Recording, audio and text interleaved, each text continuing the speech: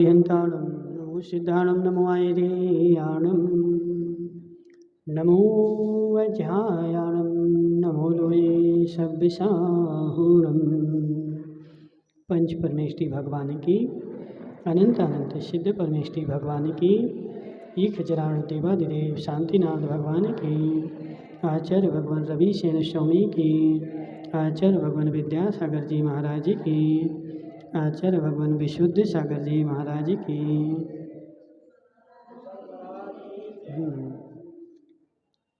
यहाँ पर अपना पद्म पुराण चल रहा है और जिसमें कल अपन देख रहे थे कि रत्न रथ और लक्ष्मण का भीषण युद्ध हुआ था और उस युद्ध में लक्ष्मण की विजय हुई।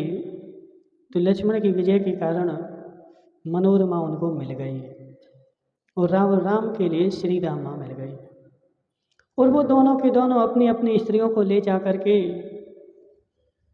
अयोध्या गए और अयोध्या में अनेक वर्षों तक सुख से रहे। बहुत सारी हो गई दोनों के पास, दोनों सुख से रहे, लेकिन सुख के बीच में दुख आ जाता है। धीरे धीरे धीरे धीरे करके एक समय ऐसा आता है कि सुख के बीच में दुख की परिणति आ जाती है। तो जब ये सब लोग अपने अपने सुखों को भोग रहे थे तो इसी भोगते भोगते बीच में सीता के अशुभ कर्म का उदय आ गया और नगर में चर्चा होने लगी। कुछ मूल लोग उन पर यह मिथ्या अपवाद लगाते थे कि दशानन सीता का अपहरण कर अपने महल में ले गया तथा श्री राम ने उसे पुनः अपने घर में रख लिया। अब कोई भी काम बड़े आदमी करते हैं तो वो सिद्धांत बन जाता है, छोटा आदमी करे तो कोई दिक्कत नहीं। समझ रहे? गांव में रात्रि भोजन नहीं होता, अब कोई बड़ा आदमी गांव का सेठ चालू कर दे तो चालू हो जाए। समझ रहे? तो राम ने जब पर स्त्री को रख लिया, पर के यहाँ गई हुई स्त्री को अपने पास रख लिया, तो सामान्य जनता अपवाद करने लगे कि राम ने दूसरे के घर में गई हुई स्त्री को अपने यहाँ स्वीकार कर लिया तो हम भी कर सकते हैं। जब राजा कर सकता है तो प्रजा के लिए कौन सी दिक्कत है? तो गांव में ऐसी चर्चा होने लगी। श्री राम तो अत्यंत ज्ञानी हैं, कुलीन हैं, न्यायपरायण हैं तथा शूरवीर हैं, पर जब उनके घर में ही यह रीति है तब अन्य सामान्य जन की अपेक्षा तो क्या कहा जाए।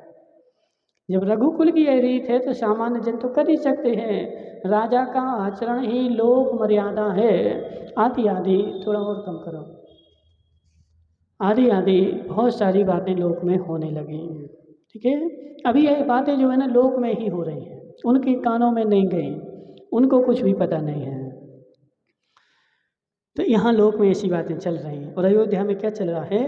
तो श्री राम की 8000 रानियाँ थीं, उनमें प्रमुख जानकी, प्रभावती, रति प्रभा और श्री दामा, ये 4 जो थी पटरानियाँ थीं। राम की कितनी पटरानियाँ थीं? 4। वासुदेव लक्ष्मण की देवांगना सदृश 16,000 रानियाँ थीं, जिनमें विशल्या को आदि करके 8 पटरानियाँ थीं। क्या हो गया? 8000 पे 4 होती हैं, ठीक है, तो 16,000 पे 8 हो गई, 32,000 पे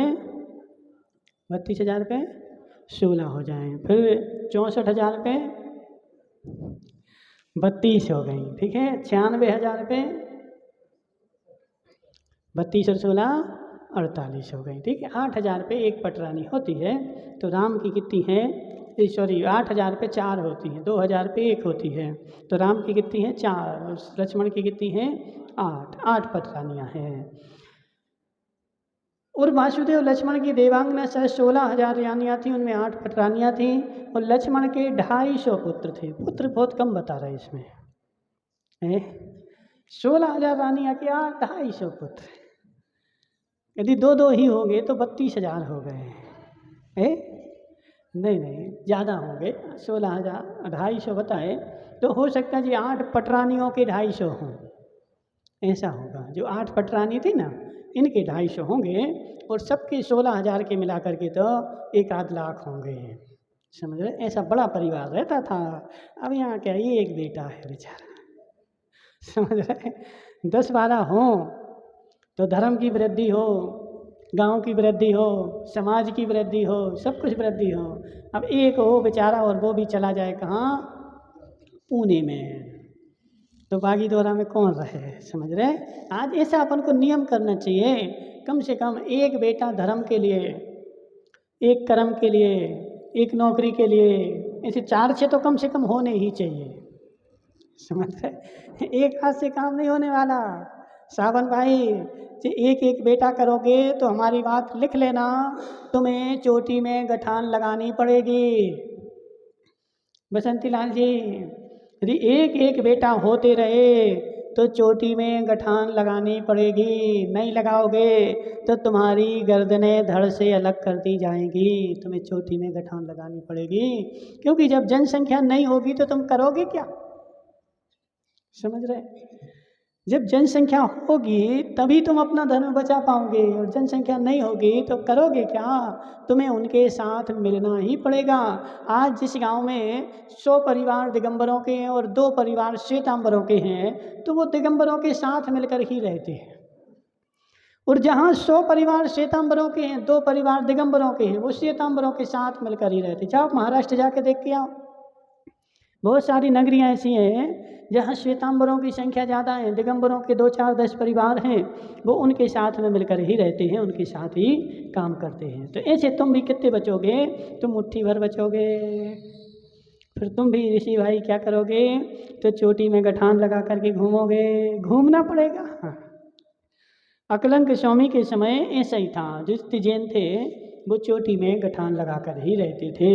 इसलिए आज समझ जाओ, एक की जगह 10-10 पैदा करना शुरू कर दो तो धर्म बचेगा, और एक रहा तो धर्म बचने वाला नहीं है। रावण के कितने थे? 1 लाख थे। रावण के पुत्र कितने थे? 1 लाख पुत्र थे, 1.25 लाख नाती थे। अब पता वो घर कैसा होगा? हाँ, 1 लाख पुत्र और 1.25 लाख नाती। अब उस घर की कल्पना करो, वो घर कैसा होगा, और उस घर में लोग कैसे रहते होंगे, कितना प्रेम होगा, वात्सल्य होगा। 1 लाख जिसके बेटे हैं उससे तो 3 खंड डरता था, रावण से इसलिए डरते थे। 1 लाख बेटे जहाँ खड़े हो जाएं, नगर क्या जिला बस जाए।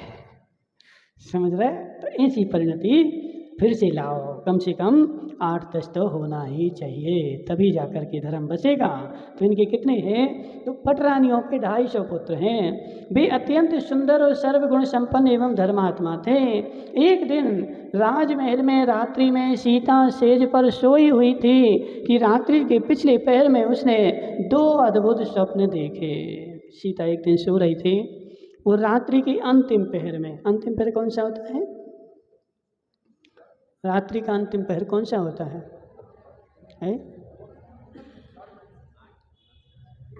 7 बजे रात्रि का अंतिम पहर 4 बजे, 3 से 6 पहर 3 घंटे का होता ना। तो सुबह जो होता है 3 से 6 बजे का पहर जो होता है वो अंतिम पहर होता है। उस पहर में जो स्वप्न देखे जाते हैं वो तिथि के अनुसार सत्य हो जाते हैं, कौन सी तिथि में देखें, और अंतिम में। और वास्तव में उस अंतिम पहर में सोना नहीं पड़ता, उस अंतिम पहर में जो सोता है वो भोगी कहलाता है। योगी प्रारंभ के पहर में और अंतिम पहर में, मूलाचार में ऐसा लिखा हुआ है, योगियों के लिए ना प्रारंभ के पहर में सोना चाहिए ना लास्ट के पहर में सोना चाहिए। जो प्रारंभ का पहर तुम्हारा 6 से 9 के बीच का है इसमें सोना नहीं पड़ता, और अंतिम पहर 3 से 6 का बीच का है इसमें भी सोना नहीं पड़ता। इसमें जो सोता है उसका नाम है भोगी, और रात्रि के अंतिम पहर के बाद भी जो सोता है उसका नाम राक्षस। 6 बजे के बाद जो सो रहा है वो कौन है? दीपक की अम्मा, कौन है वो राक्षस है। राक्षस क्या करते हैं? रात भर जगते हैं और दिन में सोते हैं। तो आजकल तो राक्षस की प्रवृत्ति आ गई ना, रात भर जगो 12 बजे, 1 बजे, 2 बजे, 3 बजे तक जगो और जब उठने का समय हो तो फिर सो जाओ। तो ये सब क्या हैं? राक्षस प्रवृत्ति के लोग हैं जो दिन में सोते हैं। 8 बजे उठ रहे, 9 बजे उठ रहे, 10-10 बजे उठ रहे। ये सब मनुष्य नहीं है, मनुष्य के आकार में राक्षस हैं। संजय भाई तुम तो नहीं करती ऐसा। इसलिए कभी भी अंतिम पहर में भी नहीं सोना। जितने ये प्रतिमाधारी हैं, व्रती हैं, इन सबको दीपक की अम्मा रात्रि के अंतिम पहर में सो करके उठ ही जाना, सोना नहीं। 3 से 4-5 बजे तक उठ ही जाना। उसके बाद तुम्हारे यहाँ तुमने देखा 4 बजे तो लोग आ जाते हैं, 4:30 बजे मंदिर में आ जाते बहुत सारे लोग, समझ रहे। इसलिए अंतिम पहर जो होता है वो भोगियों के सोने का होता है, धर्मात्मा योगी के सोने के लिए अंतिम पहर नहीं है। तो सीता तो सो रही थी। बोलो प्रश्न करो ना, प्रश्न करो ना। तो सीता तो सो रही थी, तो सीता भोगी है ना, अभी वो घर में रह रही, भोग भोग रही, वो योगी थोड़ी है। तो अंतिम पहर में सोते हुए उसने 2 स्वप्न देखे। प्रथम स्वप्न में उसने उज्ज्वल वर्णावरण संयुक्त 2 उत्कृष्ट अष्टापदों को मुख में प्रवेश करते हुए देखा और द्वितीय स्वप्न में उसने स्वयं को अत्युच्च विमान में से मात्र पवन के झरोकों से नीचे गिरते हुए देखा। पहले स्वप्न में मैं देखा 2 अष्टापद उसके मुंह में प्रवेश कर रहे हैं और दूसरे स्वप्न में देखा कि वह अति ऊंचे विमान में से नीचे गिर रही है। ऐसे 2 स्वप्न देखे और स्वप्न देखते देखते उसकी निद्रा भंग होने पर सीता को पुनः निद्रा ना आई। जैसे स्वप्न आए तो नींद खुल गई और फिर नींद नहीं आई। प्रातःकाल होते ही वह नित्य क्रिया से निवृत्त होकर वस्त्राभूषणों से देह स्त्री को अलंकृत कर श्री राम के समीप गई और उन्हें विनय पूर्वक नमस्कार कर रात्रि में देखे हुए सपनों को सुनाकर उनका फल पूछने लगी। अब देखो सीता कितनी शीलवती है, विनयवती है। अपने पति के पास गई तो उसने सबसे पहले क्या किया? उनको नमस्कार किया। अब आज की माताएं करती कि नहीं करती? बोला, अपने पति के पास जाती हैं तो उनको नमस्कार करती कि नहीं करती? अरे पनवेसरा कहाँ से आ गया? समझ रहे? ऐसी दृष्टि। सत्य बताओ सावन भाई, तुम्हारी देवी जब तुम्हारे पास आती है तो तुम्हें नमस्कार करती कि नहीं करती? नहीं करती। बेचारे 2-4 तमाचा और लगा दे। समझ रहे? जी विनय नहीं है। वास्तव में पति जो होता है वो परमेश्वर होता है और स्त्री को अपने पति की पूजा करनी चाहिए, उसको नमस्कार करनी चाहिए। सीता 8000 रानियों की पटरानी है, लेकिन सुबह अपनी शौच क्रिया से निवृत्त होकर के सबसे पहले वह पति के पास गई तो उसने अपने पति को नमस्कार किया। कुलीन स्त्रियां हैं, सभ्य स्त्रियां हैं, अपने पति का सम्मान रखती हैं। तुम अपने पति का रखोगी तो पति तुम्हारा रखेगा और तुम नहीं रखोगी तो वो भी नहीं रखेगा। इसलिए यदि सम्मान चाहते हो तो सम्मान रखना सीखो। उसने सबसे पहले नमस्कार किया और जब नमस्कार किया तो श्री राम ने उसको बैठने के लिए आसन दिया। नमस्कार नहीं करते तो बैठ जाओ जमीन में। नमस्कार किया तो राम ने उनके लिए आसन दिया और उन्हें विनय पूर्वक उसने रात्रि में स्वप्न देखे हुए का फल पूछने लगी। स्वप्नों का वृतांत सुनकर श्री राम ने कहा, हे वरुण ने, प्रथम स्वप्न का अर्थ है कि जो तूने 2 अष्टापद देखे हैं तो उसके फलस्वरूप तुम्हारी कुक्षी में 2 महाप्रतापी मोक्षगामी जीवों ने प्रवेश किया है, जो अद्भुत पराक्रमी होंगे और अपने पराक्रम से उसी भाव से मोक्ष जाएंगे। ऐसे चरम शरीरी मोक्षगामी 2 पुत्र तुमने अपने गर्भ में धारण किए हैं। और दूसरा पुत्र स्वप्न जो तुमने देखा है यह थोड़ा सा दुखदायक है। विमान से नीचे गिर रही ना, तो ये स्वप्न तुम्हारा दुखदायक है, लेकिन तुम चिंता नहीं करो। हम क्या करेंगे? दान पूजा आदि करके क्रूर ग्रह शांत हो जाते हैं तो हम लोगों को मनमाना दान देंगे, जिनेंद्र भगवान की पूजा करेंगे और तुम्हारे अशुभ ग्रहों को शांत करने का प्रयास करेंगे। कुछ काल व्यतीत होने पर गर्भावस्था के लक्षण स्पष्ट प्रतीत होने लगे। गर्भ में तो आ ही गए थे 2-2 बच्चे, एक नहीं है। कैसे पुण्य होता होगा माताओं, सोचो कभी। जो माता अपने गर्भ में चरम शरीरी बच्चों को रखती है। बोलो दीपक की अम्मा, तुमने भी 2 बेटों को रखा, लेकिन तुम्हारे बेटे चरम शरीरी नहीं है।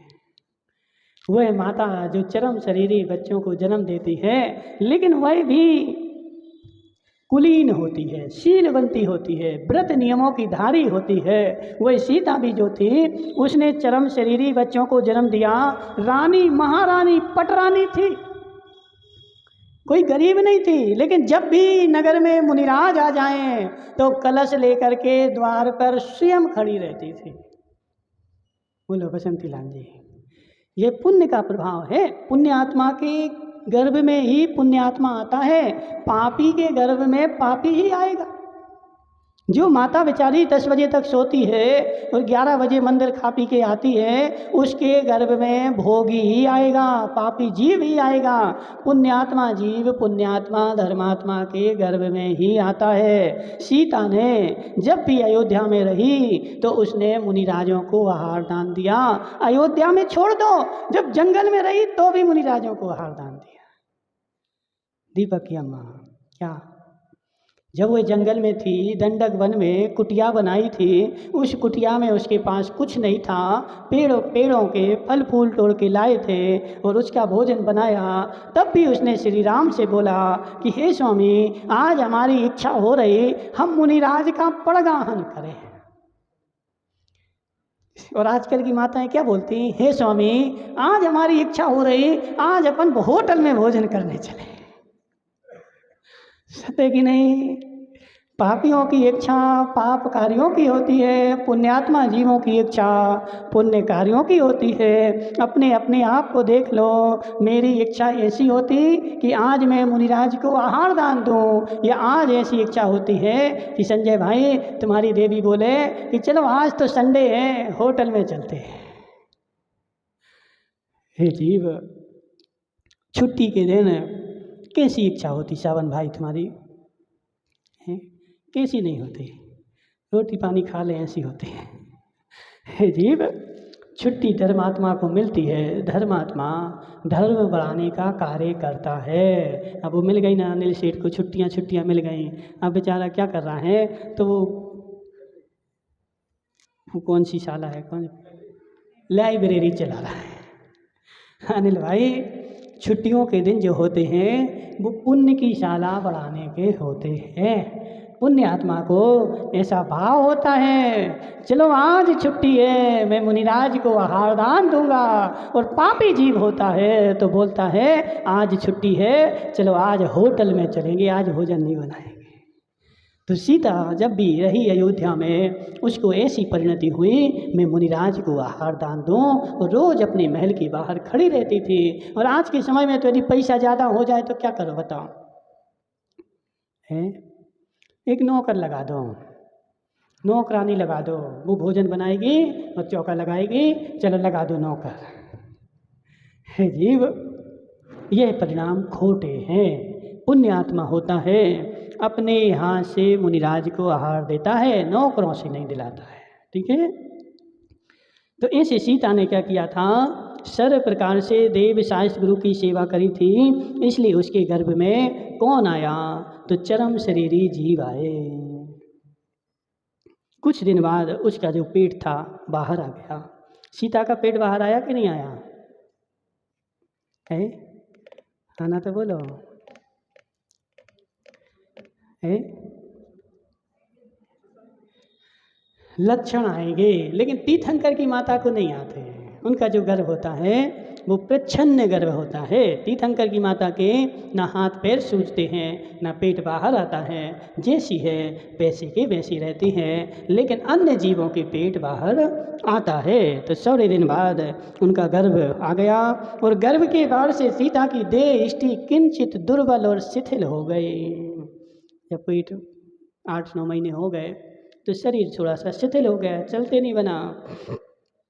एक दिवस श्री राम ने सीता से कहा कि हे कांते, इस समय तुम्हारी शरीर दुबला हो रहा है, तो ये बताओ तुम्हारी क्या अभिलाषा है। अब वो हमें तो नहीं पता, ऐसा शास्त्रों में लिखा है कि जब गर्भ में बच्चा आता है तो माताओं को दोहला होता है। होता कि नहीं होता? बोलो माता, होता है।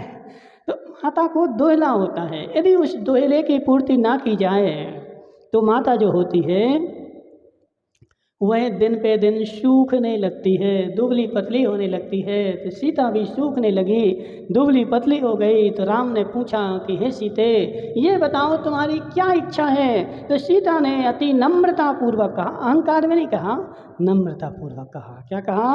हे नाथ, मुझे संसार के मंगल रूप पंचवर्णों में जिनेंद्र भगवान के प्रतिबिंबों की भाव सहित वंदना करने की अभिलाषा है।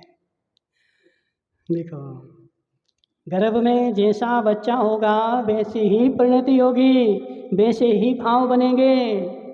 बसंती लाल जी, गर्भ में पापी होगा, माता की इच्छा होगी चलो होटल में चलें, और गर्भ में यदि धर्मात्मा है, पुण्यात्मा है, तो माता की इच्छा होगी चलो मैं जिनालय में चलें। अब सीता के गर्भ में चरम शरीरी पुत्र आए तो उसको दोहला हुआ, मैं पंचवर्णों से सहित अनेक जिनालयों की वंदना करूं।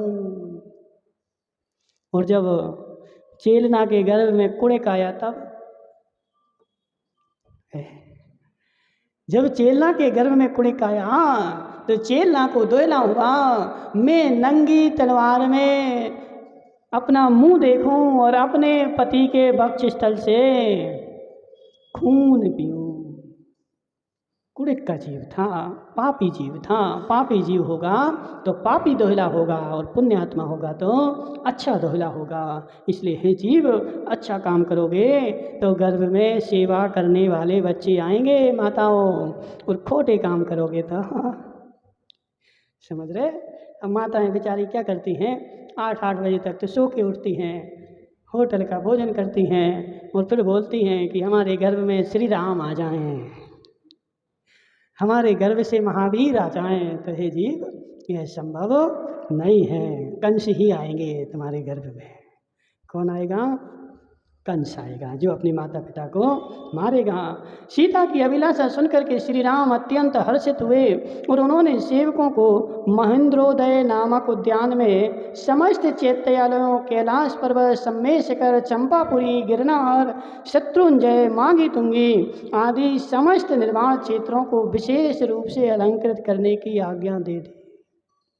अब हम अपनी सीता के साथ में सारे तीर्थ क्षेत्रों को जाएंगे। तो हे किंकरो, तुम सारे तीर्थ क्षेत्रों को सजा दो, सर्व प्रकार से उनको सुंदर बना दो। और श्री राम ने सीता से सहित समस्त तीर्थ क्षेत्रों पर जाने का निश्चय किया कि हम जो है सारे तीर्थ क्षेत्रों पर जाएंगे। और श्री राम की आज्ञा अनुसार चतुर्मंत्रियों ने उपरोक्त समस्त धर्मायतनों को विशेष रूप से साज सज्जा करवाई। तोरण, ध्वजा, घंटा, झालर, चंदोबा, मनोहर मंडपों से सह देव स्थानों को सुशोभित करवाया। अब जो नियम होता है, जब पर्व आते हैं तो सारे जिनालयों को सजाया जाता है। अब तुम सेठ जी से बोलोगे तो जयंती लाल जी बोलेंगे क्यों खर्चा करना पड़े, समझ रहे? जयंती लाल जी से बोलोगे 10 लक्षण आ रहे हैं, मंदिर को सजाना है, क्यों खर्चा करना था? हे जीव, ये खर्चा नहीं है, यह धर्म की प्रभावना है, धर्म की शोभा है, जिन शासन की शान है। पर्व के दिनों में जिनालयों को सर्व प्रकार से सजाना चाहिए, ताकि दूसरे लोग भी देखें जैनियों के पर्व आए हैं और उत्साह से मना रहे। तो ये काम भी विजेंद्र दादा करने पड़ते हैं, आवश्यक हैं, फिजूल की नहीं है। ठीक है, जब राम भी गए ना जा रहे तो उन्होंने तो सारे किसको, नगर के नहीं, गिरनार, शत्रुंजय, सम्मेद शिखर, मांगी तुंगी, अब वो कहाँ रहते थे? अयोध्या में। तो गिरनार भी सजा दिया, मांगी तुंगी भी सजवा दी, शत्रुंजय भी सजवा दिया, और चंपापुरी, कैलाश पर्वत आदि समस्त चैत्यालयों को सजवा दिया। ठीक है, तदुपरांत सीता तथा लक्ष्मण सहित श्री राम अपने उत्तम गजराज पर आरूढ़ हो चैत्यालयों की वंदना करने हेतु अयोध्या से प्रस्थान किया। वन में अनेक चैत्यालयों से की भाव सहित वंदना की और कई दिवसों तक वहां उन्होंने निवास किया। वंदना करने गए तो ऐसा नहीं कि जल्दी जल्दी भगो 4 दिन में सब हो जाए, नहीं, भाव सहित वंदना करी और बहुत सारे दिनों तक वहाँ निवास किया। अनेक नगर निवासी श्री राम के दर्शनार्थ वन में आए और इसी समय सीता की दाहिनी आंख फड़की। जब वो वंदना को जा रहे थे तो गांव से निकले ही हुए थे और गांव के बाहर जो चैत्यालय था उसमें उन्होंने वंदना की और वहाँ कुछ दिन ठहर गए और सावन भाई मधुमक्खी को खिलाने लगे। सावन भाई क्या हुआ, वहाँ जैसे ही ठहरे सीता की दाहिनी आंख फड़कने लगी। दाहिनी आंख फड़के मतलब कुछ अशुभ होने वाला है। पुरुष की दाहिनी आंख फड़के तो बोलो अनिल सेठ, तुम सेठ हो गाँव के। पुरुष की दाहिनी आंख फड़के तो बोलो ना, नहीं आता तुम्हें। पुरुष की दाहिनी आंख फड़के तो शुभ होने वाला है, स्त्री की दाहिनी आंख फड़के तो अशुभ होने वाला है। समझ रहे, स्त्री और पुरुष का उल्टा लेख जोग चलता है। तो वैसे ही सीता की दाहिनी आंख फड़की और उसी समय बहुत सारे लोग जंगल में ही राम के दर्शन करने आए।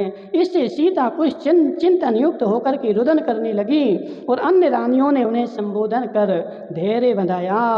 प्रसूति काल पूर्ण होने पर याचकों को यथेच्छ दान प्रदान करने की भंडारी को आज्ञा भी दी कि तुम्हारी दाहिनी आंख फड़क रही तो एक काम करो, जब प्रसूति काल पूर्ण हो जाएगा तो सबको यथेच्छ दान दिया जाएगा, जिसको जो चाहिए भंडार खुले हैं, ले जाओ, आज नहीं मिलता। वही सब चतुर्थ काल जो था ना, पुण्यात्माओं का काल था, तो बहुत सारे राजा यथेच्छ दान देते थे। यथेच्छ दान मतलब बोली नहीं लगती थी वहाँ, तुम तो बताओ कितना चाहिए, जितना चाहिए उतना ले जाओ, ऐसा दान देते थे। तो उन्होंने ऐसा दान दिया और शांत चित्त होकर सीता भी धर्म कार्य में अनुरक्त हो गई। आँख फड़की थी लेकिन शांति कर्म करके धर्म कार्य करते रही। और एक दिवस द्वारपाल ने आगंतुक नागरिकों को श्री राम के सम्मुख कर दिया। जो बाहर से बहुत सारे लोग आए थे मिलने के लिए, अब उनकी समय हो गया और वह श्री राम के सम्मुख हो गए। अब वो श्री राम से क्या बोलते हैं देखेंगे कल। ओम नमः सिद्धेभ्याम।